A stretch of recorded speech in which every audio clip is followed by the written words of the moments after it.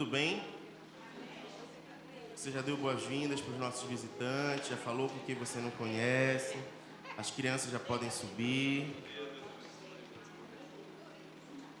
A gente está vindo de uma semana de muita alegria no nosso coração, que foi o dia do aniversário, o final de semana do aniversário, né? E hoje nós estamos retornando aqui mais esse dia, mais esse domingo que o Senhor fez, e nós somos muito felizes por isso. E eu queria compartilhar da alegria do nosso coração, porque hoje a gente começa mais uma série, a nossa série Crescimento, e ela acaba sendo uma continuidade daquilo que a gente já vinha sendo ministrado a respeito de maturidade. E falando sobre crescimento, a gente vai abordar a questão do crescimento como algo da parte de Deus, como um propósito da parte de Deus para as nossas vidas. Sabe quando a gente consegue identificar um propósito de Deus revelado através da sua criação? É quando a gente consegue observar para a criação e ver as marcas do próprio Deus empregadas nela. Quando a gente pensa a respeito de crescimento, você olha para a vida, você percebe que a própria vida e a natureza carregam essa essência do próprio Deus. Você percebe que em todas as fases da vida existe um processo onde você é semeado, e nesse processo de ser semeado você se desenvolve e vai crescendo e vai alcançando outras fases do processo de desenvolvimento. Então a gente percebe que a própria característica do Senhor, a identidade do Senhor, o propósito do Senhor é revelado ali. E eu quero ler com você 1 Pedro 2:2, porque a gente percebe nas Escrituras esse propósito do Senhor sendo revelado, não apenas como uma meta, mas também como um alvo a ser desejado. Existe uma diferença muito grande entre eu precisar alcançar algo e aquilo ser a minha meta, e eu desejar alcançar aquela meta. Às vezes, algumas metas elas são estabelecidas para as nossas vidas e, de uma certa forma, a gente se vê tenso sobre alcançar essa meta ou desafiado demais a alcançar essa meta. Quem trabalha com vendas, por exemplo, vai chegando no final do mês e fica pensando sobre como alcançar aquela meta. Mas não adianta apenas ter uma meta estabelecida e você saber que precisa chegar naquela meta. Na palavra do Senhor, quando a gente fala a respeito do crescimento como algo que o Senhor estabeleceu para nós, ela precisa ser não só uma meta a ser alcançada, o crescimento, mas também tem que ser algo que a gente deseja para as nossas vidas. E 1 Pedro 2:2 diz o seguinte: desejai o puro leite espiritual como crianças recém-nascidas, a fim de crescerdes por intermédio deste alimento para a salvação. Quando o apóstolo Pedro usa esse termo salvação, ele está evidenciando nesse trecho um tipo de crescimento que não é o crescimento natural da nossa vida, do nosso corpo, mas ele está falando aqui de um crescimento que envolve a área espiritual na nossa vida. E esse tipo de crescimento, ele não abrange apenas um aumento sobre uma estatura, mas ele fala também sobre um progresso, sobre um avanço. E o que é interessante quando a gente pensa a respeito disso, é que tanto o processo de maturidade quanto de crescimento, eles acabam se completando como se fosse uma coisa que é correlata uma com a outra. E o reino de Deus, ele espera de nós, o Senhor espera de nós então, que através de um bom alimento, todos nós possamos ser enriquecidos na nossa vida para vivermos um processo de crescimento e de amadurecimento. E isso envolve uma responsabilidade. Afinal de contas, nós precisamos nos posicionar para que haja uma viabilização desse crescimento. A ideia do avanço, do progresso, do desenvolvimento, ele aparece várias vezes na palavra de Deus como algo necessário que eu e você precisamos desenvolver e viver. E eu quero preparar você para a manhã de hoje, para que você anote muito dos textos que a gente vai ler. Nós vamos ler muitos textos essa manhã e você precisa estar anotando aí, atento. Qualquer coisa, depois você volta na gravação, assiste de novo e medita em relação a isso. Vamos começar com 1 Tessalonicenses, capítulo 4, verso 1. 1 Tessalonicenses 4, 1, diz o seguinte: quanto ao mais, caros irmãos, já vos orientamos acerca de como viver a fim de agradar a Deus. E de fato, assim estás caminhando. Agora vos rogamos e encorajamos no Senhor Jesus que nesse sentido vos aperfeiçoeis cada vez mais. O apóstolo Paulo rogando à igreja para que os irmãos cada vez mais experimentem um aperfeiçoamento. Vai comigo para Filipenses, capítulo 1, verso 25. Filipenses 1, 25.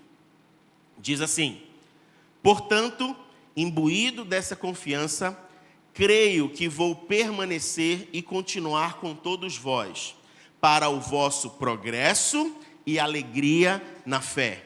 Apóstolo Paulo falando à igreja de Filipe, dizendo o seguinte para ele: nós precisamos caminhar juntos para que haja progresso na sua vida cristã. E aqui Paulo está falando da importância dele caminhar junto com a igreja para que haja crescimento. Vamos agora para Efésios, capítulo 4, verso 11. Efésios, capítulo 4, verso 11.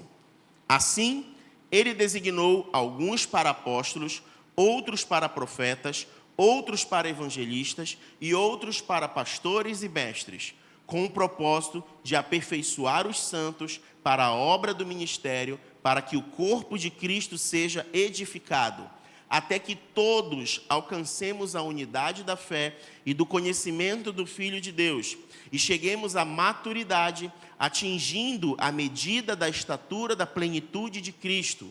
O objetivo é que não sejamos mais como crianças, levados de um lado para o outro pelas ondas teológicas, nem jogados para cá ou para lá por todo o vento de doutrina e pela malícia de certas pessoas que induzem os incautos ao erro.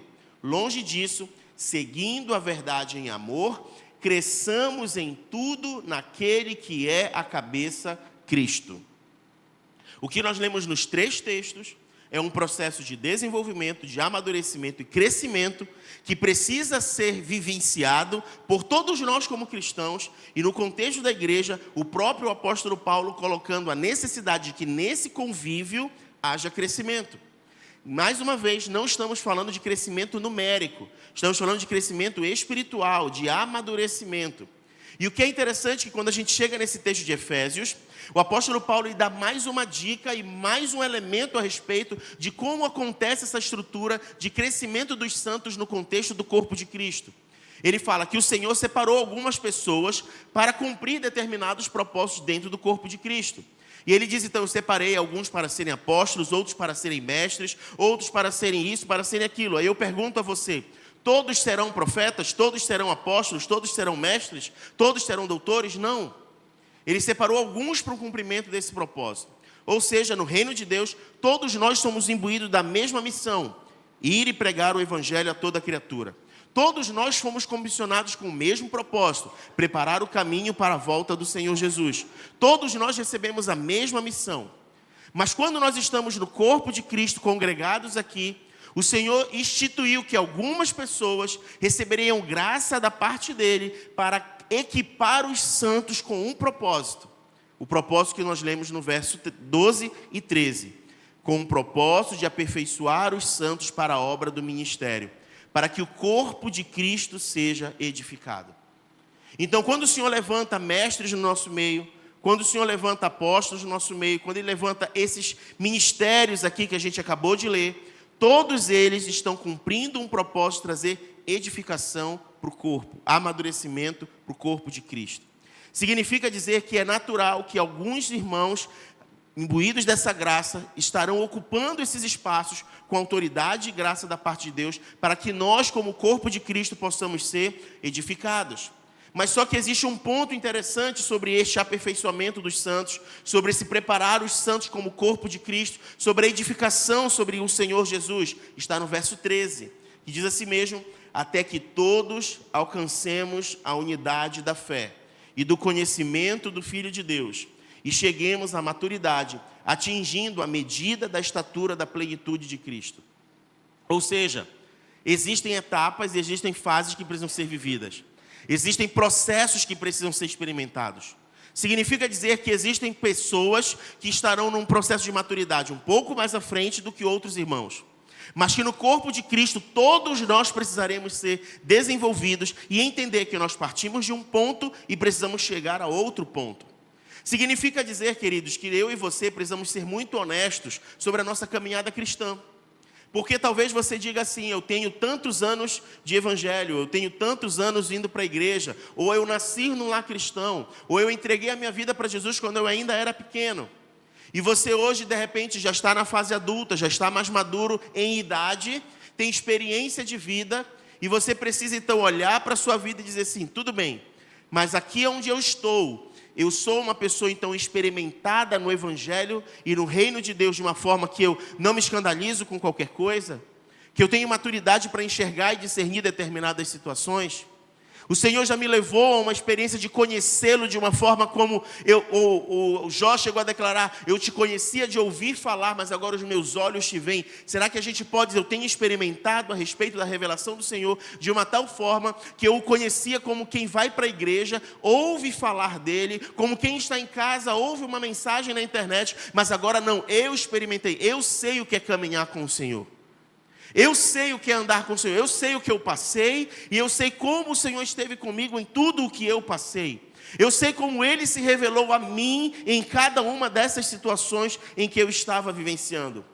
Significa dizer que nós precisamos estar atentos à medida do progresso, do nosso avanço na maturidade e no crescimento.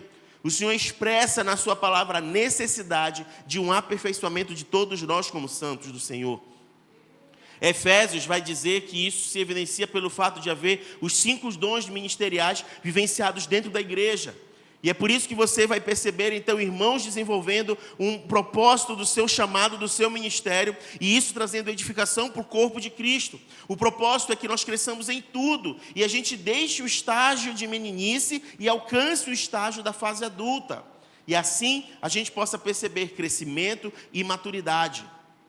A maturidade ela deve ser buscada como um avanço e um progresso necessário para o nosso crescimento. Abre comigo em Hebreus, capítulo 6, verso 1.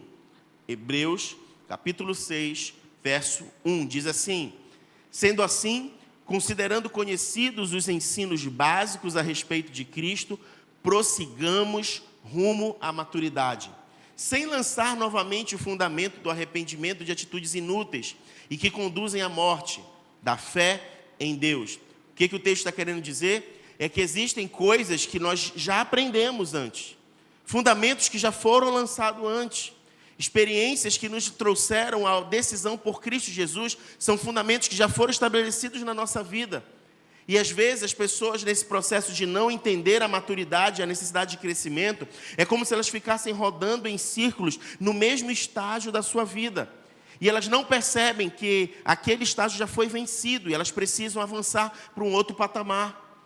Quando nós não damos esse passo de avanço, a gente fica no mesmo lugar rodando em círculos e a gente tem a falsa impressão de que a gente está crescendo pelo fato do envelhecimento e não pelo fato do amadurecimento.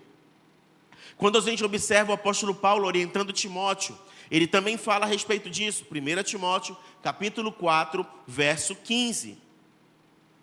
E ele incentiva Timóteo a um posicionamento. Ele diz assim mesmo, dedica-te plenamente ao cumprimento dessas responsabilidades, para que todos possam testemunhar o teu progresso. Significa dizer que as pessoas que nos observam e aonde nós estamos à volta, as pessoas estão observando os frutos que nós estamos dando à medida em que nós estamos levando a nossa vida. Os nossos frutos estão apontando para qual tipo de árvore? Os frutos estão apontando para que característica de árvore que nós somos. E o apóstolo Paulo então está recomendando a Timóteo, te dedica no cumprimento das tuas responsabilidades. Eu e você precisamos nos dedicar ao cumprimento de tudo aquilo que o Senhor já colocou na nossa mão para fazer. Eu e você já precisamos estar atentos sobre os resultados que nós estamos entregando, sobre tudo aquilo que faz parte das responsabilidades que estão nos nossos ombros. E baseado nisso, compreender se esse resultado, se esse fruto está mostrando que nós estamos evoluindo, que nós estamos progredindo.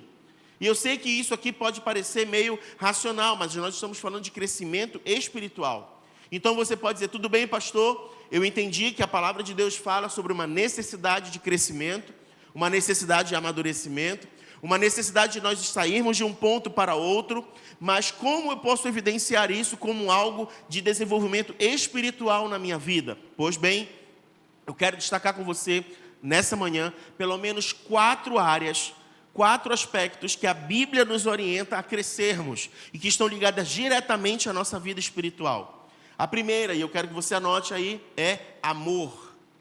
A primeira área, uma das principais que nós precisamos crescer, é o amor. Abre comigo em 1 Tessalonicenses, capítulo 3, verso 12. 1 Tessalonicenses 3, 12. Diz assim: que o Senhor faça crescer e transbordar o amor que tendes uns para com os outros e para com todas as pessoas, a exemplo do nosso amor por vós. Quando a gente fala de amor, eu sei que nós somos levados ao texto de 1 João 4,8, que diz que Deus é amor, e essa é uma das maiores revelações que nós temos na palavra. Deus é amor. E se a essência e a natureza de Deus é amor, significa dizer que eu e você precisamos imitá-lo.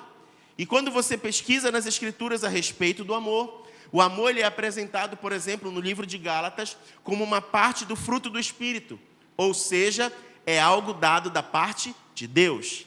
Como algo dado da parte de Deus, como nós podemos crescer então em amor? Como a essência de Deus e o fruto do Espírito, certamente nós só poderemos crescer em amor se dele nos for concedido.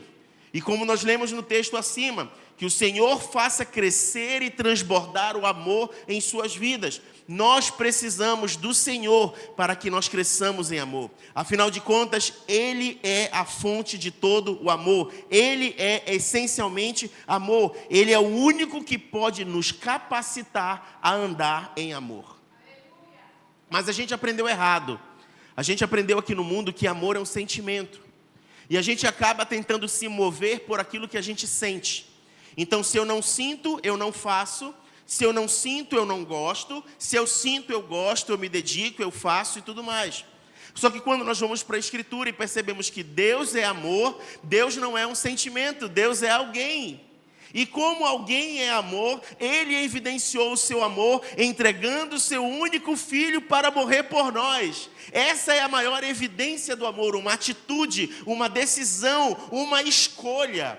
E como fonte inesgotável de amor, eu e você, o nosso coração, precisa receber deste amor, não só pela graça do Senhor que nos alcançou por meio do sacrifício de Jesus, mas receber desse amor entendendo que nele nós também precisamos e podemos exercer atitudes que revelam amor, decisão, escolha. Quando você olha para alguém, quando você olha para o seu cônjuge, para a sua família, quando você olha para o seu irmão, para a sua irmã, e você consegue transbordar em amor, você está evidenciando e revelando o amor que vem da parte de Deus. Romanos capítulo 5, verso 5 diz assim, Romanos 5:5, e a confiança não nos decepciona, porque Deus derramou seu amor em nossos corações por meio do Espírito Santo que Ele mesmo nos outorgou.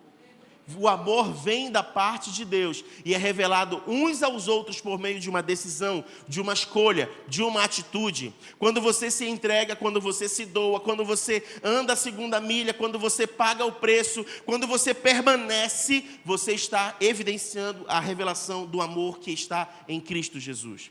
É por isso que quando você lê em 1 Coríntios 13, o amor tudo suporta, o amor tudo espera, o amor tudo crê, é porque o amor se posiciona diante das situações. Então, se esse amor vem da parte de Deus, é nossa responsabilidade buscar em Deus recursos para que Ele nos disponibilize e nos faça crescer em amor. Sem sua ajuda, nós não chegaremos a lugar nenhum. Porém, sem a nossa busca pelo amor, também nós não chegaremos. Então a palavra de Deus nos remete a cresçam em amor. E aí eu deixo a pergunta, você tem crescido em amor? Fica essa pergunta para o seu coração. Segunda área de crescimento, conhecimento. 2 Pedro capítulo 3, verso 18. Conhecimento. 2 Pedro 3,18 diz o seguinte, antes crescei na graça e no conhecimento do nosso Senhor e Salvador Jesus Cristo. A Ele seja glória agora e no dia eterno. Amém. O que nós temos aqui nesse texto? Um imperativo. Um imperativo, crescei no conhecimento. Não é uma opção, não é uma opinião, não é uma sugestão a você e a mim, é uma ordem. Cresça na graça e no conhecimento. Muitas pessoas, infelizmente, ignoram que o conhecimento de Deus é algo que nós precisamos crescer. Olha comigo o que está escrito em Oséias, capítulo 6, verso 3.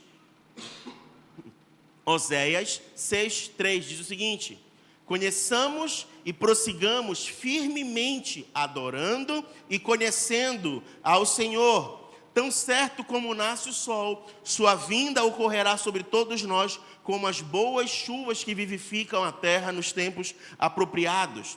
O que nós temos aqui? Conhecer ao Senhor e permanecer em conhecer ao Senhor. O Senhor como fonte inesgotável. Não tem como conhecê-lo de uma forma única e plena e simplesmente dizer, não preciso mais conhecer o Senhor. Sempre há algo novo do Senhor a ser revelado e a ser conhecido. Afinal de contas, Ele faz novas todas as coisas. As suas misericórdias se renovam toda manhã. E quando nós estudamos o Novo Testamento, nós encontramos por diversas vezes a expressão, até alcançarmos o pleno conhecimento, o pleno saber, até entendermos quem o Senhor é completamente. E isso significa que é algo a ser alcançado, mesmo que aqui nesta vida nós não a tenhamos plenamente, por conta da nossa limitação do pecado. Mas um dia nós estaremos com Ele na eternidade, e lá nós o veremos face a face, e a sua glória será manifestada de uma forma plena, e nós o conheceremos como nunca antes imaginamos que poderíamos conhecê-lo. Obviamente isso mostra que ainda não temos todo o conhecimento que a gente poderia ter a respeito do Senhor. Olha o que diz Colossenses capítulo 1, verso 9. Falei para você que a gente abre muito texto hoje. Colossenses 1, 9. Diz assim: por esse motivo, também nós, desde o momento em que soubemos desse fato, igualmente não deixamos de orar por vós e de suplicar que sejais cheios do pleno conhecimento da vontade de Deus, com toda a sabedoria e entendimento espiritual. E tudo isso com o propósito de que possais viver de modo digno do Senhor, agradando-lhe plenamente, frutificando em toda boa obra, crescendo no conhecimento de Deus. Queridos, talvez a gente nunca tenha se atentado a isso, mas existe um pleno conhecimento do Senhor a ser buscado. Existe algo do Senhor a ser revelado. Existe algo do Senhor a ser compartilhado com o nosso coração. Quando nós pensamos a respeito dos profetas, inclusive para os nossos dias, as mulheres estão no Clube do Livro, aí estão lendo às quintas-feiras o livro, e elas já chegaram nesse aspecto sobre o que significa ser uma voz profética para os nossos dias. A voz profética para os nossos dias nada mais é do que comunicar a mente e o coração de Deus através das nossas palavras. E como é que a gente vai comunicar a mente e o coração de Deus sem conhecê-lo? Nós precisamos conhecê-lo. A mente e o coração de Deus é revelado através da sua palavra. E quando nós temos a palavra do Senhor revelada ao nosso coração, nós comunicamos isso às pessoas. Essas são as boas novas que a gente está lendo aqui nesse texto. É isso que a gente precisa ser fortalecido no Senhor. Se há uma dimensão de conhecimento pleno, completo, nós precisamos ir em direção a este conhecimento. E essas duas coisas vão nos ajudar nesse processo de crescimento. E eu quero ler com você. É o conhecimento bíblico, que é o primeiro, e a oração. São as duas formas de nós nos aprofundarmos no conhecimento de Deus. É através do conhecimento bíblico e é através da oração. Abre comigo Colossenses, capítulo 3, verso 16. Colossenses 3, 16. Habite ricamente em vós a palavra de Cristo. Ensinai e aconselhai uns aos outros com toda a sabedoria, e cantai salmos, hinos e cânticos espirituais, louvando a Deus com gratidão no coração. Quando nós lemos aqui no início, habite ricamente em vós a palavra de Cristo, nós precisamos compreender que a palavra do Senhor ela não precisa de um lugar para habitar necessariamente. Mas quando a gente vai para o original grego, o que significa esse habitar em nós, a palavra de Cristo, significa dizer viver em alguém e influenciá-lo corretamente. Significa dizer que quando a gente diz que o nosso corpo é templo do Espírito Santo, e quando a gente diz que a gente guardou a palavra do Senhor no nosso coração, não é porque ela está simplesmente guardada ali e parada ali inerte. Significa dizer que a presença do Espírito Santo em nós e que a presença da palavra do Senhor no nosso coração, ela está ali como guia, ela está ali como luz, ela está ali como lâmpada, ela está ali influenciando, apontando uma direção correta a ser vivida. O que acontece é que muitas pessoas conhecem as Escrituras, mas erram porque não estão vivenciando o poder da palavra do Senhor em suas vidas. Significa dizer que não é possível alguém dizer que tem o Senhor, que tem a sua palavra, mas não é governado por ela. Por quê? Porque essa palavra é viva e eficaz. Essa palavra, ela cumpre um propósito dentro dos nossos corações. Então não adianta você ser apenas um ouvinte da palavra, se você não for praticante da palavra. Não adianta você dizer que reconhece quem é Deus, se Ele não exerce governo e autoridade sobre a sua vida. Significa dizer que a palavra de Deus habitando em nós, ela nos orienta, nos guia, ela nos influencia corretamente. Na verdade, ela traz vida aonde o pecado trouxe morte. Por isso o Senhor Jesus chegou a declarar em Mateus 22, 29... Vós estáis equivocados por não conhecerdes as Escrituras, nem o poder de Deus que opera através dela. Eu e você precisamos fazer a nossa parte e corrermos atrás do conhecimento do Senhor Jesus e crescer nesse conhecimento. Agora, a respeito da oração, um outro fator importante no conhecimento bíblico é a oração.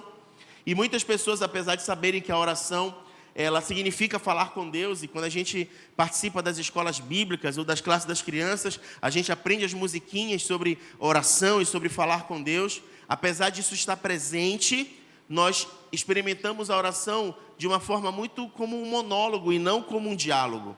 E isso precisa mudar na nossa vida. E isso nos leva também a um campo de maturidade. Significa dizer que não adianta você separar um tempo de oração onde só você fala e o Senhor não tem tempo de falar o que Ele tem a dizer. Significa dizer que não adianta entrar num ambiente de oração onde você tem uma lista de coisas a serem ditas. E eu sei que, sinceramente, muitos de nós até iniciamos as nossas orações glorificando a Deus, exaltando o nome do Senhor, reconhecendo a majestade dEle, cumprindo a orientação, inclusive, do Pai Nosso. E não está errado. Mas a oração, ela deixa de ser um diálogo quando só você fala, quando só eu falo. A oração ela é experimentada como um diálogo à medida em que não só um lado fala, mas os dois compartilham daquilo que precisa ser conversado. E é bem verdade que isso acontece quando nós lemos a Bíblia. É mais fácil você dizer que ouviu a voz de Deus lendo a Bíblia, porque é a palavra de Deus. Então você lê o texto, aquilo vem ao encontro do seu coração e você diz, Deus falou comigo. Mas nós não temos ainda experimentado isso de uma forma madura, como um crescimento, no aspecto da oração. Mas olha o que está escrito em Jeremias 33, 3. Jeremias 33, 3. Invoca-me e te responderei, e te revelarei conhecimentos grandiosos e inacessíveis que não sabes. O que o profeta está falando aqui com o Senhor, e o Senhor trazendo ao coração dele, é o seguinte: você vai me invocar, você vai me buscar, ok. Eu vou te responder, ok. Mas não apenas isso, tem coisas que eu quero revelar ao teu coração. Tem coisas que eu quero trazer que são grandiosas, inacessíveis. Deus prometeu que responderia, Deus prometeu que traria uma resposta àquele que o buscasse. Mas esse texto não fala só isso. Diz que Deus também tem coisas a anunciar ao nosso coração. O nome disso é revelação. E não precisa ter ninguém rodando, não precisa ter ninguém gritando, não precisa ter fogos de artifício, não precisa ter ninguém cuspindo, não precisa ter... Mas Deus tem algo a falar, Ele tem algo a trazer para o nosso coração. Em uma certa ocasião, o Senhor ministrou o profeta por uma brisa, por um vento suave. Eu e você precisamos experimentar a quietude no momento de oração, para ouvirmos aquilo que o Senhor tem a falar ao nosso coração. Nós precisamos ouvir Deus, o que Ele quer nos comunicar. Então nós devemos permanecer mais tempo diante dEle para poder ouvirmos a sua voz dentro do nosso íntimo. O Senhor pode falar de diversas maneiras, a gente não tem como colocá-lo dentro de uma caixinha. O Senhor ele pode falar de forma audível, como a gente vê na Bíblia, muitos relatos das pessoas dizendo, dos profetas dizendo, eu ouvi o Senhor, veio o Espírito do Senhor até mim, Ele me revelou, Ele me falou. Mas também a gente precisa experimentar isso nos nossos dias, porque nós cremos no mesmo Deus, o mesmo Deus de ontem, de hoje e é para todo o sempre. Nós então aprendemos que precisamos crescer em amor, precisamos crescer em conhecimento E agora eu quero ir para o terceiro ponto que eu e você precisamos crescer espiritualmente, que a palavra nos orienta, que é crescer em fé.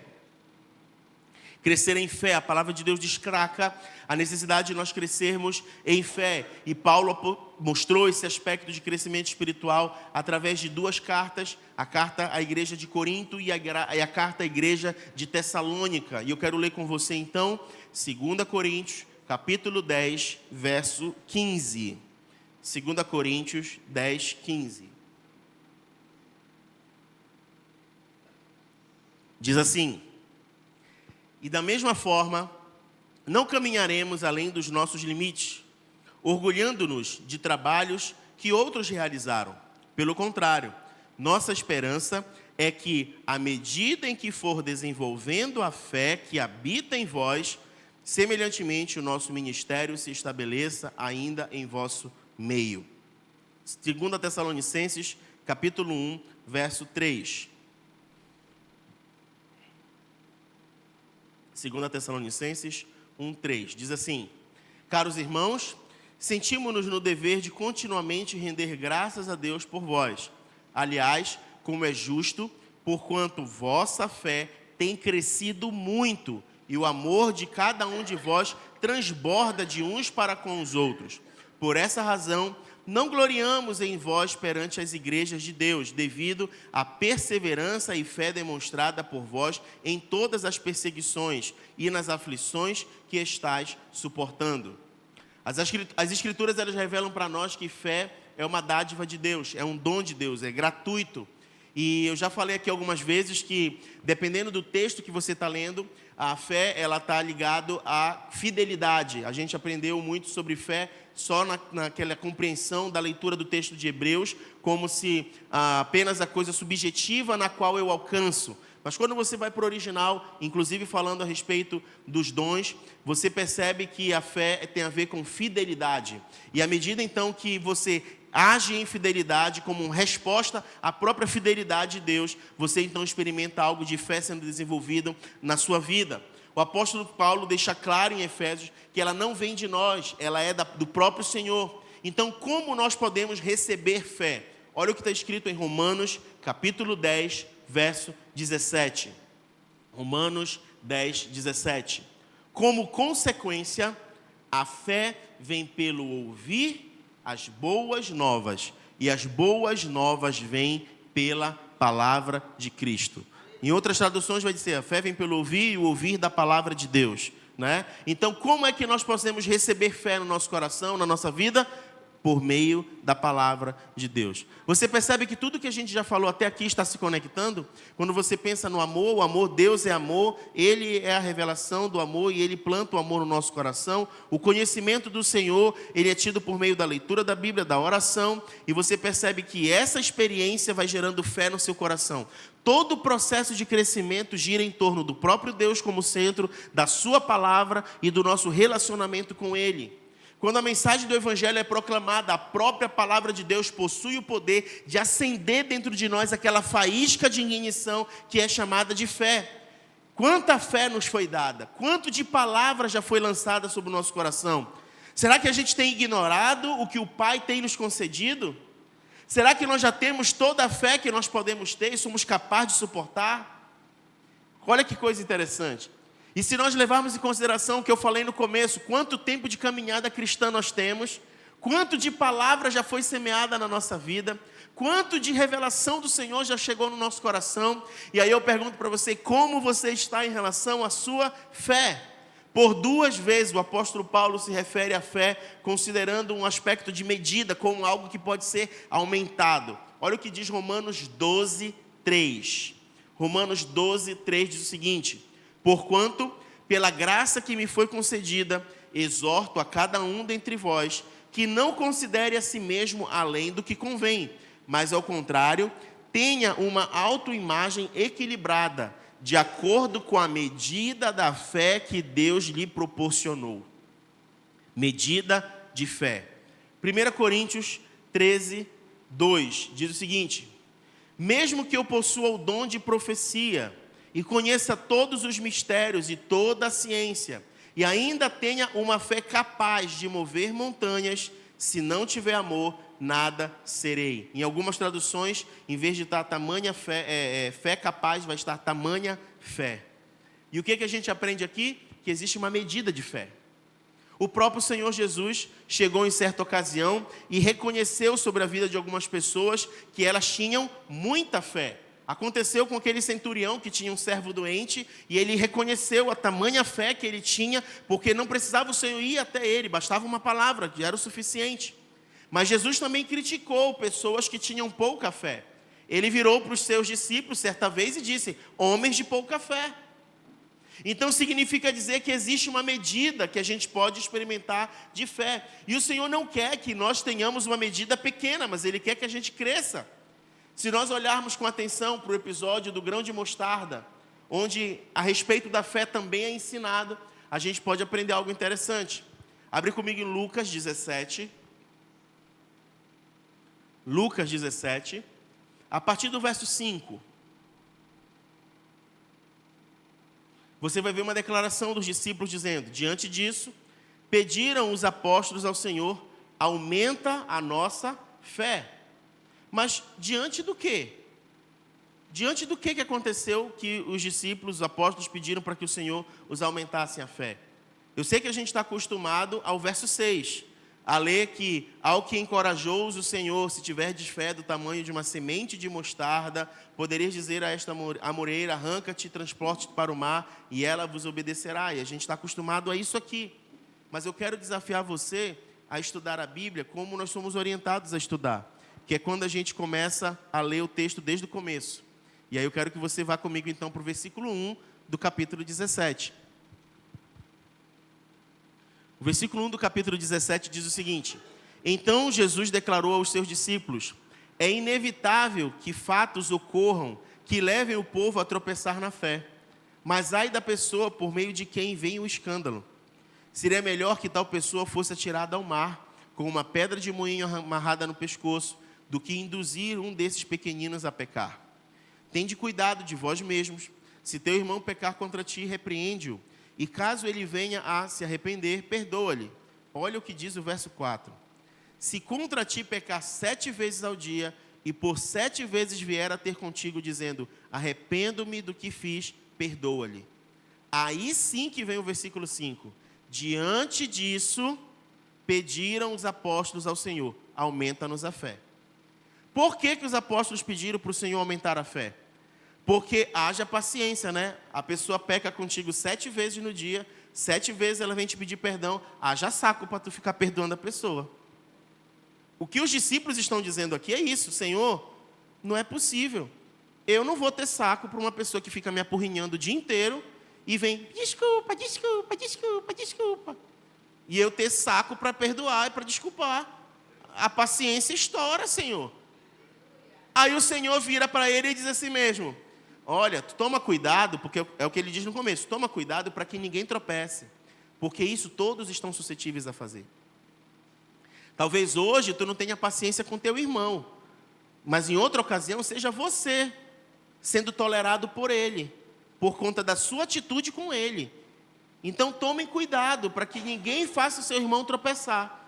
Mas se alguém vier e te pedir perdão, perdoa.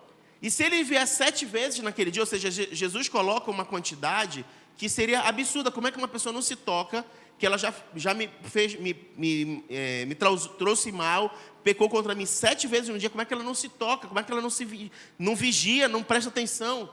E aí Jesus disse: vocês, em obediência, perdoe todas as vezes que alguém vier te pedir perdão. Jesus pega e bota assim: ó, todas as vezes você vai perdoar. Aí eles reconhecem: eu preciso de fé para fazer isso. Senhor, aumenta a fé. Aumenta, porque se for que depender de mim, o que ele vai receber de mim não é o perdão. Talvez ele vai receber um chá de lição, assim, uma lição de moral, um monte de coisa que eu tenho para dizer. Mas perdão ele não vai receber.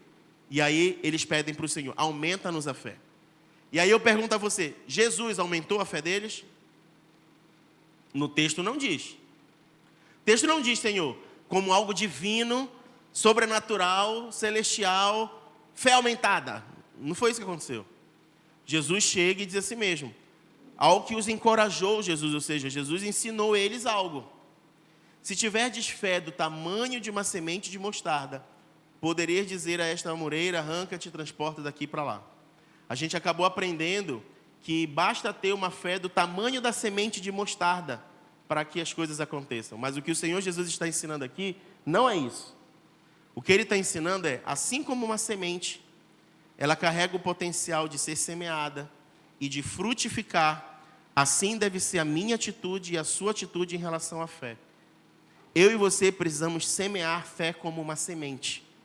E à medida em que a gente semeia a fé como uma semente, a gente colhe o fruto que esta semente produz. E à medida em que você tem uma árvore, você já não tem uma semente, você tem várias sementes.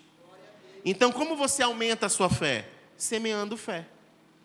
Eu semeio fé, ela vai produzir a árvore vai ter várias sementes. E aí eu tenho a fé aumentada. O que Jesus está ensinando para os discípulos? A lei da semeadura. É isso que Jesus está ensinando para os discípulos. O que eu e você precisamos desenvolver de fé é exercitar a fé. É semear a fé. É fazer algo. E não achar que é simplesmente eu sou um depósito e o Senhor vem e deposita sobre mim, deposita sobre mim, deposita sobre mim. E como nós então podemos crescer em fé? Tem 3 coisas que a gente pode fazer que cooperam com o nosso crescimento da fé. E elas são coisas distintas, elas completam, elas se complementam. Uma delas é a lei da semeadura, que eu acabei de falar agora. É nós entendermos que algo precisa ser desenvolvido. Eu preciso dar passos de fé. Eu não posso achar que tudo diante do Senhor vai ser que nem a gente está na escola quando a gente está alfabetizando criança e está trabalhando com criança sobre coordenação motora.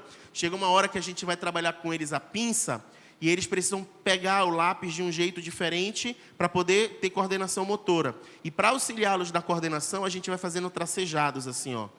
E aí eles pegam então como pinça e começam a tracejar. E a gente acha que a nossa fé, ela precisa ser assim, Deus pegando sempre na nossa mão e Ele tracejando as coisas e a gente vendo o caminho sendo desenhado na nossa frente e a gente vai dando os passos nesse caminho. Não. Tem coisas que o Senhor já revelou na sua palavra. Tem passos que eu e você precisamos dar com ousadia. Tem coisas que eu e você precisamos fazer simplesmente porque o Senhor disse para fazer. Simplesmente porque nós precisamos crer. É como Moisés que estava na frente do Mar Vermelho com o povo e o faraó vindo com os soldados. E o Senhor simplesmente disse, diga ao povo que marche. Mas tem água na frente, mas é para marchar. Tem coisas que é o passo de fé que eu e você precisamos dar simplesmente por crer. Mas por que crer? Porque Ele mandou. Senhor, nós passamos a noite pescando, não pescamos nada, mas por Tua palavra, pela Tua palavra, nós lançaremos a rede. Não significa dizer que você está se movendo por um sentimento, não significa dizer porque você está se movendo por sua intuição. Eu e você precisamos nos mover pela palavra de Deus. Porque o Senhor dando a ordem, nós precisamos cumprir. E exercer fé exige de nós um ato de semeadura, dar este passo. O segundo ponto que pode nos ajudar a aumentar a fé, é o que eu estou acabando de dizer, é alimentado pela palavra. 1 Timóteo capítulo 4, verso 6. 1 Timóteo 4, 6 diz o seguinte, orientando os irmãos quanto a esses assuntos, serás bom ministro de Cristo Jesus, nutrido pelas palavras da fé e da boa teologia que tens seguido. Nós já lemos que a fé vem pelo ouvir da palavra. Acontece que alimentamos o nosso corpo 3 vezes ao dia com boas refeições. E eu pergunto para você, e o nosso espírito tem sido alimentado como? O alimento que a gente tem dado para o nosso espírito tem sido suficiente? Quantas vezes por dia ou por semana o nosso espírito está sendo alimentado? E esse alimento, ele está sendo um alimento frio ou está sendo um alimento quente naquela hora? Ou está sendo um alimento requentado? Como nós temos alimentado o nosso espírito com relação à palavra? A gente tem cuidado do corpo, mas precisa cuidar do nosso espírito. Nós precisamos nos alimentar mais da palavra do Senhor. E isso aumenta a nossa fé. A fé vem pelo ouvir e o ouvir da palavra do Senhor.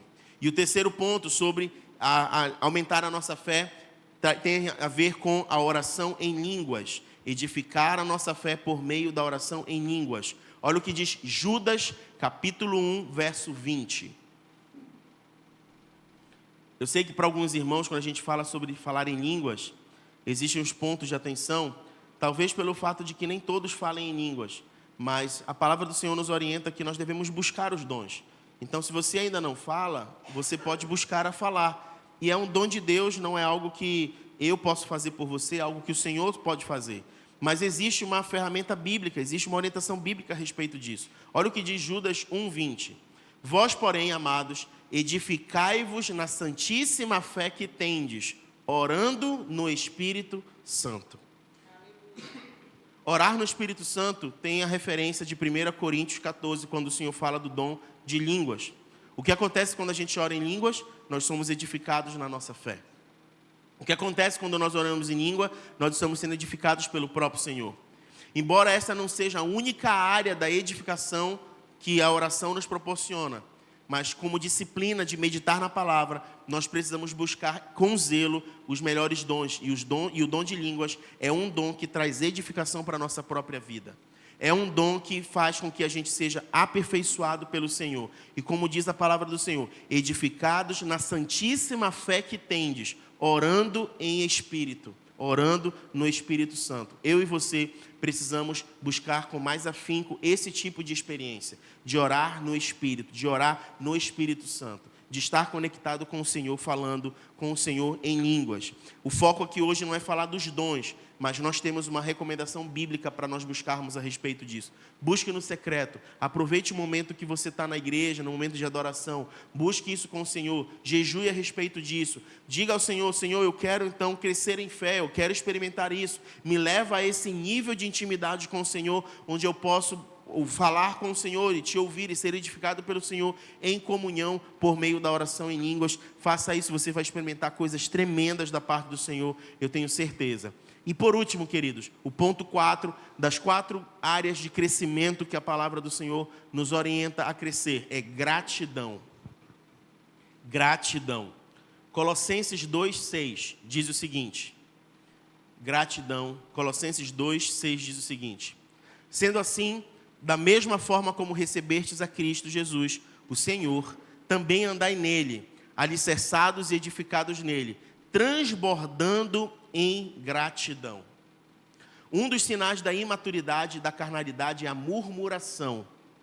Além de tropeçar na maneira de falar, tem muitas pessoas que agem assim.